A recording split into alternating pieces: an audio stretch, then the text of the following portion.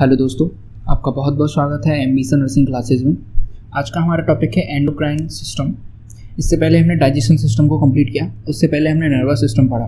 तो nervous system की जो वीडियो थी उसके नीचे कमेंट आएगी सर एंडोक्राइन सिस्टम पे वीडियो बनाइए, तो ये एक तरीके से रिक्वेस्टेड वीडियो है। ठीक है, हम वीडियो को स्टार्ट करते हैं। देखिए, आज हम एंडोक्राइन सिस्टम की बात करेंगे जिसे अंतःस्रावी तंत्र कहते हैं। मैंने आपको बताया था कि हम सारे सिस्टम्स पढ़ रहे हैं, तो इन सिस्टमों में क्या है कि बहुत सारी चीज़ें मिलकर एक सिस्टम बनाती हैं, ये मैं आपको बता रहा हूँ हर बार। ठीक है, अब हम बात करेंगे एंडोक्राइन का मतलब होता है अंतःस्रावी ग्रंथियाँ। ठीक है, एक तरीके से हम ग्रंथियों की बात करेंगे यहाँ पर और अंतःस्रावी ग्रंथियों की हम बात करेंगे इस वीडियो के अंदर। अब हम जब ग्रंथियों की बात करते हैं तो सबसे पहले हमारे दिमाग में ये आता है कि व्हाट इज़ ग्लैंड। ठीक है, ग्लैंड क्या है या फिर ग्रंथि क्या है। ग्रंथि की हम बेसिक भाषा में समझें तो ग्रंथि का मतलब होता है एक प्रकार की थैली जैसी संरचना। ठीक है, एक थैली जैसी संरचना जिसके अंदर कुछ केमिकल भरे होते हैं, कुछ रसायन भरे होते हैं। अब वो रसायन हार्मोन भी हो सकते हैं या फिर वो एंजाइम्स भी हो सकते हैं। इसके अलावा यदि हम एक डेफिनेशन की बात करें कि ग्लैंड की डेफिनेशन क्या होती है, तो a gland is a organ which produce and release substance that perform a specific function in body. यानी कि ग्लैंड एक ऐसा ऑर्गन है हमारी बॉडी के अंदर जो कि प्रोड्यूस करती है और साथ ही साथ रिलीज करती है उस केमिकल सब्सटेंस को जो कि हमारी बॉडी में एक स्पेसिफिक फंक्शन करता है।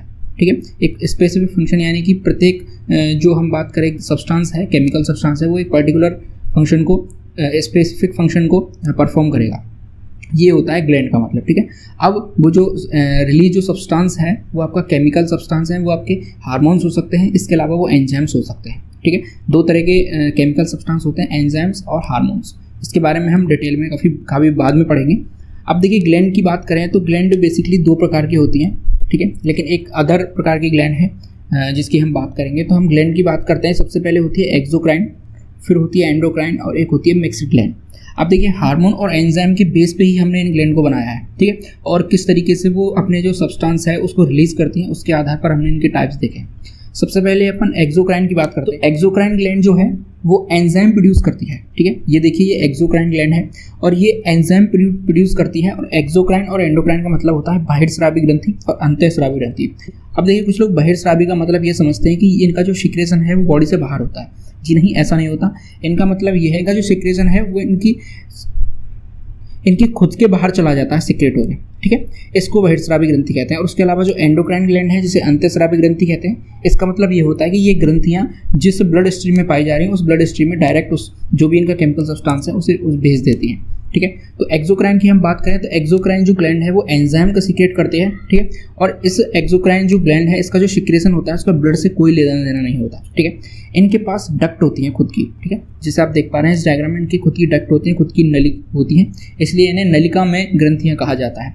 अब जब इनके पास डक्ट हैं तो मान के चलिए ये कोई ऑर्गन है। ठीक है, इसके पास इसकी ग्लैंड है, ये ग्लैंड मान के चलिए, और ये दूसरा ऑर्गन है जहाँ पर जाकर इस केमिकल को परफॉर्म करना है। तो पर्टिकुलर एक नली बन जाएगी इनकी। ठीक है, उस नली के थ्रू जहाँ से इसका ओरिजिन हो रहा है सिक्रेट जहाँ से ये बन रहा है वहाँ से सिक्रेट हो गया, सीधे जो इसका टारगेट जो ऑर्गन है वहाँ तक ये चला जाएगा जो भी केमिकल इसके अंदर बन रहा है। ऐसी ग्लैंड जो होती है उन्हें एक्सोक्राइन ग्लैंड कहते हैं या फिर बहिर्स्रावी ग्रंथियाँ कहते हैं। इनकी खुद की ग्रंथियाँ, खुद की डक्ट होती हैं इनकी। ठीक है, और इनसे एंजाइम सिक्रेट होते हैं और इनका जो सिक्रेशन है वो सीधा टारगेट पर पहुंचता है। ठीक है, बीच में कोई भी मीडिएटर मिलने वाला नहीं होता है और एक तरीके से नलियों में इनका जो सिक्रेशन है वो बहता रहता है। ये दूसरी तरफ हम बात करें एंडोक्राइन ग्लैंड की, जिन्हें हम अंतःस्रावी ग्रंथियाँ कहते हैं, तो इनका जो सिक्रेशन होता है वो हार्मोन्स होते हैं। ठीक है, हार्मोन्स एक विशेष प्रकार के केमिकल हैं जो एक पर्टिकुलर हम कहें किसी भी एक्टिविटी को परफॉर्म कराते हैं हमारी बॉडी के अंदर। ठीक है, और दूसरा इनका नाम है एंडोक्राइन ग्लैंड को अपन डक्टलेस ग्लैंड भी कहते हैं, यानी इनके पास किसी भी तरह की डक्ट नहीं पाई जाती, किसी भी तरह की नली नहीं पाई जाती।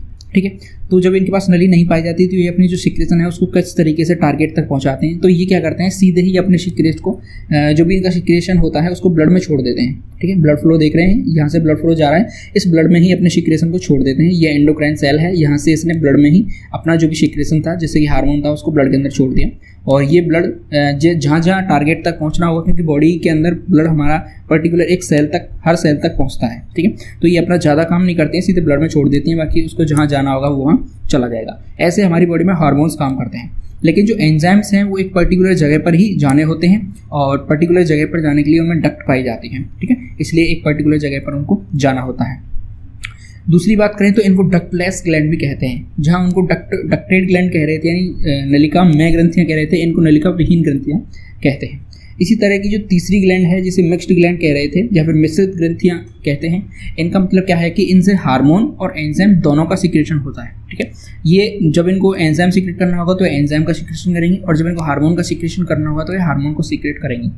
इनमें एक एग्जांपल है आपका पेनक्रियाज। हमने डाइजेशन में पढ़ा था पेनक्रियाज, जिसके अंदर हार्मोन्स भी निकलते हैं और उसके अलावा उससे कुछ एंजाइम्स भी निकलते हैं। डाइजेशन में हमने सिर्फ एंजाइम्स के बारे में पढ़ा था और इसी तरीके से कुछ हार्मोन्स भी उसके अंदर निकलते हैं। एंजाइम्स हमने पढ़े लाइपेज, ट्रिप्सिन। ठीक है, ये सब तो एंजाइम हैं जो कि किससे सीक्रेट होते हैं, पेनक्रियाज से सीक्रेट होते हैं या फिर अग्नाशय से सीक्रेट होते हैं। इसके अलावा जो हार्मोन की बात करें तो इंसुलिन हार्मोन आपने सुना होगा। इंसुलिन हार्मोन को कौन सीक्रेट करता है, वो भी अग्नाशय की बीटा सेल्स जो हम कहें इंसुलिन हार्मोन को सीक्रेट करते हैं। तो इस तरीके से मिक्स ग्लैंड होती हैं और ये दोनों तरह का काम करता है, एंजाइम भी सीक्रेट करता है और हार्मोन को भी सीक्रेट करता है।